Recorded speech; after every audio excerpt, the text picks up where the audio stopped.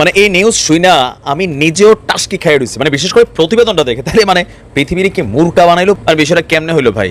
কৌশল বড়ই চাঞ্চল্যকর এক প্রতিবেদন ছেপেছে আপনার পশ্চিমা গণমাধ্যম। চাঞ্চল্যকর অ্যাক্টিভিটিস শুরু হয়ে গেছে। আরে এই দিনটার অপেক্ষায় তো আমরা ছিলাম এতটা বছর ধরে, কারণ এই বাংলাদেশই তো আমরা দেখতে চাইছি।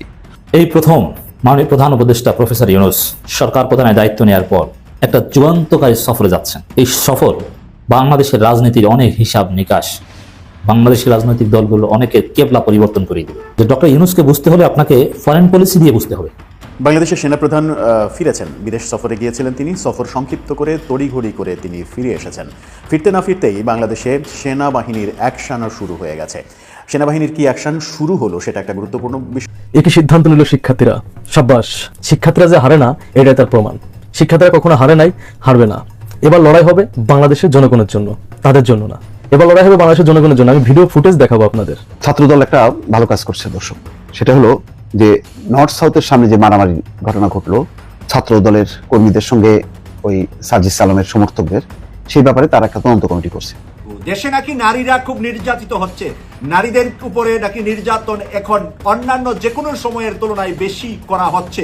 মির্জা ফখরুল ইসলাম আলমগীর সাহেব আজকে এই বক্তব্যটি পাঠিয়েছেন গণমাধ্যমের কাছে। বাংলাদেশের বর্তমান উত্তেজনাকর চলমান পরিস্থিতির রহস্য ফাঁস করলেন পিনাকি ভট্টাচার্য। এটা অনেক বড় ঘটনা। হিজবুত তাহরির এবং দিল্লির বিরুদ্ধে ঢাকার চূড়ান্ত খেলা। আওয়ামী কোঠায় এখন বিএনপি নেতা নানান কারণে বিএনপিকে বিতর্কিত করছেন। আসসালামু আলাইকুম দর্শক মন্ডলী, এবার সেনাবাহিনী বড় একটি অ্যাকশন নিতেছে। তো কি অ্যাকশন নিতেছে আজকে আপনাদেরকে সেই ভিডিও ফুটেজটি দেখাবো। তো দর্শক মন্ডলী, আজকে ভিডিওটি খুবই ইন্টারেস্টিং হতে যাচ্ছে। আপনারা সকালে আটো করে বসে যান আর ভিডিওটি বেশি শেয়ার করে দিবেন যাতে সবাই দেখতে পারে। আমি আপনাদেরকে ভিডিও শুরুতে কিছু ভিডিও অংশ দেখালাম, অলরেডি আপনারা বুঝে গেছেন। আজকে সেই ভিডিও ফুটেজগুলো আপনাদেরকে দেখাবো। তো আপনারা না টেনে ধৈর্য সহকারে সেই ভিডিও ফুটেজগুলো দেখতে হবে, তাহলে আপনারা বুঝতে পারবেন। আর বাংলাদেশের জন্য অনেক বড় সুখবর রয়েছে, সেই সুখবরটি এই ভিডিওতে বিস্তারিত দেওয়া থাকবে। তো দর্শক মন্ডলী, আমি আর কথা বাড়াতে চাই না, আমরা না টেনে ধৈর্য সহকারে একেবারে ভিডিও ফুটেজগুলো দেখতে থাকি।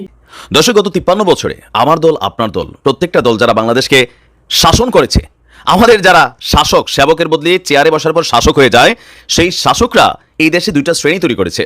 এই চেয়ারে বসছেন আপনি বাংলাদেশের সকল কিছুর ঊর্ধ্বে, আইন আদালত, যতক্ষণ আপনার সরকার ক্ষমতায় আছে। আর ক্ষমতা থেকে সরে গেলে দেখেন না, দাড়ি মুস্কাইটটা বিএনপি বলেন, আওয়ামী লীগ বলেন, সব চোরগুলোর একই নমুনা হয়। তবে এই দেশটাকে কেউ বদলায় নাই। জনগণের টাকায় দীর্ঘদিন যাবৎ এই দেশের যে স্বাস্থ্য বিভাগকে প্রত্যেকটা জায়গায় এত পরিমাণ লুটপাট, দুর্নীতি, বাটপাড়ি, চিটারি করছে এরা, আর এদের ছত্রছায়ায় প্রশাসন থেকে শুরু করে সবাই কোটি কোটি টাকা কামাইছে। গরিব হাসপাতালের বাহিরে পয়রা শুইয়া থাকে, রাস্তার মধ্যে বাচ্চা প্রসব করতে হয় টাকার অভাবে। এই দেশে অনেক দৃশ্য আমরা দেখেছি যে মা তার সন্তানকে বিক্রি করে দিয়ে চলে যায়। আর এই চোরেরা যারাই রাষ্ট্র ক্ষমতায় বসেছে, যখন এরা একটা হাঁচি দিলে, কাশি দিলে, চোখে ডিস্টার্ব হইলে দৌড় দিয়া বিদেশ চলে যায়, এদের বাবার টাকায় না, জনগণের টাকায়। সেই সিস্টেমটা বন্ধ করার সিদ্ধান্ত হয়েছে। আমি মনে করি ডক্টর ইউনূসের সরকার আর 2-10 বছরই থাকুক, যদি এমন অ্যাক্টিভিটিস তারা তৈরি করতে পারে, সেটাকে বাস্তবায়ন করতে পারে। ঘোষণা দেখছেন, আগামীতে এই আইনটা তৈরি করা হচ্ছে। কোনো প্রধানমন্ত্রী, কোনো রাষ্ট্রপতি, কোনো এমপি, কোনো মন্ত্রী, কোনো প্রশাসনের বড় আমলা কর্মকর্তা রাষ্ট্রীয় টাকা দিয়া বিদেশে গিয়ে চিকিৎসা করতে পারবে না। এর পাশাপাশি নিজেদের টাকা দিয়েও বিদেশে গিয়ে চিকিৎসা করতে পারবে না। কেন? যদি বড় রকমের কোনো অসুখ না হয়। একটাই কারণ, সেটা হচ্ছে কি, এই দেশের স্বাস্থ্য বিভাগকে তোমরা লুট কইরা, বাটপারি কইরা, ধান্দাবাজি করে টাকা পয়সা লুইটা তোমাদের বউ বাচ্চার চিকিৎসার লাগে বিদেশ, শপিং এর লাগে বিদেশ, পড়ালেখা বিদেশ, আর এই দেশের মাইকা বাপ করে দিছো তোমরা। আজকে ইউনূসকে আমি ডক্টর ইউনূসকে অসংখ্য ধন্যবাদ জানাই।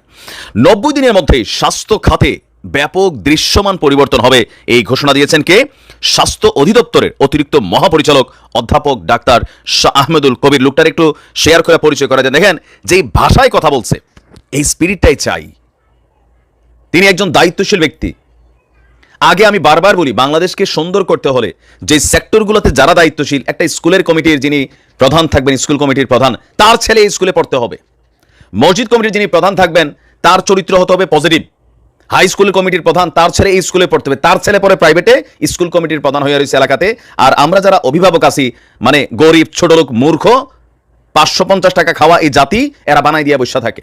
দেশে নাকি নারীরা খুব নির্যাতিত হচ্ছে, নারীদের উপরে নাকি নির্যাতন এখন অন্যান্য যে কোনো সময়ের তুলনায় বেশি করা হচ্ছে। মির্জা ফখরুল ইসলাম আলমগীর সাহেব আজকে এই বক্তব্যটি পাঠিয়েছেন গণমাধ্যমের কাছে।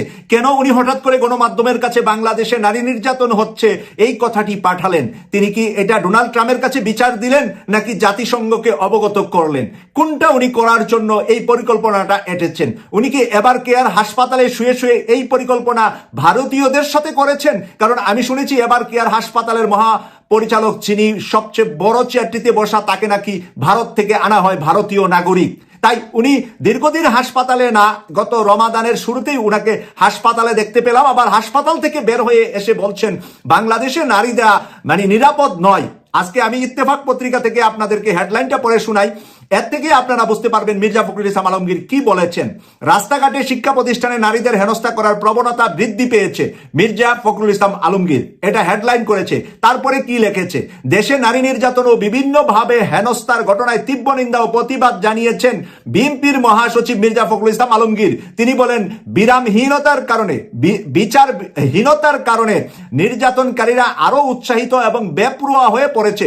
শুক্রবার 7 মার্চ গণমাধ্যমে পাঠানো এক বিবৃতিতে এই নিন্দা জানান মির্জা ফখরুল ইসলাম আলমগীর। প্রিয় বাংলাদেশের ভাই বোনদেরকে আমি বলবো যে মির্জা ফখরুল ইসলাম আলমগীর যে কথাটা বলেছে, এই কথাটার দালিলিক প্রমাণ কতটুকু নির্যাতিত হচ্ছে আমাদের নারীরা। আমি মনে করি যে সবচাইতে ভালো আছে নারীরা 5ই আগস্টের পরে। 5ই আগস্টের আগে মির্জা ফখরুল ইসলাম আলমগীর কি দেখেন নাই যেই ভাইয়ের লাশ 2 বোনে কাঁধে করে নিয়েছিলেন? সেদিন আপনি কোথায় ছিলেন মির্জা ফখরুল ইসলাম আলমগীর? আপনি কয়জনের লাশ কবরে দাফন করেছেন? কয়জনের লাশ কাঁধে নিয়েছেন? যেই বোন তার আপন ভাইয়ের লাশ কাঁধে নিয়েছিল, পুরুষ খুঁজে পেয়েছিল না জুলাই অভ্যুত্থানে, সেই বোন কিন্তু বর্তমান নতুন রাজনৈতিক দলের সভাপতি সেক্রেটারির নাম ঘোষণা করেছেন। তো মির্জা ফখরুল ইসলাম আলমগীর সেই বোনের মুখ থেকে আমরা শুনলাম যে 2 বোনে মিলে ভাইয়ের লাশ কাঁধে নিয়ে ভাইরাল হয়েছিলেন তারা, তারই মাঝে একজন তিনি নিজে তার পরিচয় দিলেন। তাহলে মির্জা ফখরুল ইসলাম আলমগীর সাহেব শেখ হাসিনার সময়ে আমার বোনেরা যদি এভাবে নির্যাতিত হয়েছে এবং তার ভাইয়ের লাশ কাঁধে নিয়েছে, এবং আমাদের ছোট্ট ছোট্ট বোনদেরকে আমরা দেখেছি কিভাবে রাস্তাঘাটে সব জায়গায় আমাদের ছোট্ট ভাইদের সাথে এই তরুণদের সাথে তরুণীরা কিভাবে অবদান রেখেছে, কত অবদান রেখেছে, এবং সবার আগে শহীদ হয়েছে ঢাকা বিশ্ববিদ্যালয়ের একটি ছোট বোন। এই যে শেখ হাসিনার এই আমলে এত নারী নির্যাতিত হলো, তখন আপনি কোথায় ছিলেন মির্জা ফখরুল ইসলাম আলমগীর?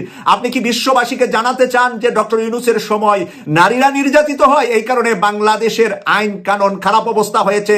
বাংলাদেশে কি সামরিক শাসন আসা দরকার, নাকি অতি তাড়াতাড়ি নির্বাচন হয়ে মির্জা ফখরুল ইসলাম আলমগীর আপনি ক্ষমতায় আসা দরকার? কারণ আপনি তো তারেক রহমানকে দেশে নিতেছেন না, নেওয়ার জন্য কোনো কথা বলতেছেন না, কোনো আন্দোলন করতেছেন না। আপনি প্রধানমন্ত্রীর খায়েশ জুটেছে, আপনার এই খায়েশ কিন্তু বিএনপির লোকেরা পূরণ করবে না, কারণ জিয়া পরিবারের বাইরে কাউকে বিএনপির মানুষ প্রধানমন্ত্রী বানাবে না। আপনার এই বুড়া বয়সের খায়েশ নিয়েই কিন্তু আপনাকে মরতে হবে। তবে মৃত্যুর আগে এই ধরনের আজে বাজে কথা বলে ফালতু হবেন না, কারণ বর্তমান সময়ে মানুষ আপনাকে ফালতু হিসাবে দেখতে চায় না।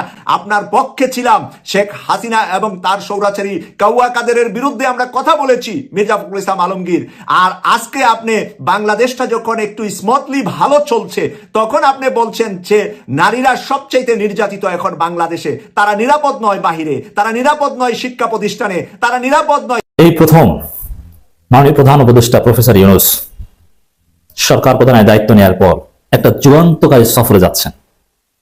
এই সফর বাংলাদেশের রাজনীতির অনেক হিসাব নিকাশ, বাংলাদেশের রাজনৈতিক দলগুলো অনেকের কেবলা পরিবর্তন করিয়ে দিবে, রাজনীতির মোড় ঘুরিয়ে দিবে। দর্শক, একটা কথা আমি বলিনি যে ডক্টর ইউনূসকে বুঝতে হলে আপনাকে ফরেন পলিসি দিয়ে বুঝতে হবে।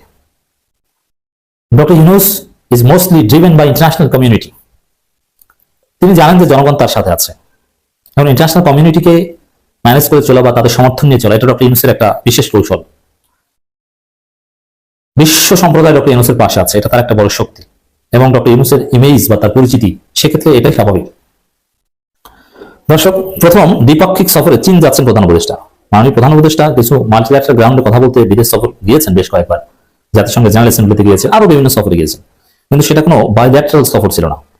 এই প্রথম কোন দ্বিপাক্ষিক সফরে চীন যাচ্ছেন, এটা অত্যন্ত তাৎপর্যপূর্ণ। এটা শুধু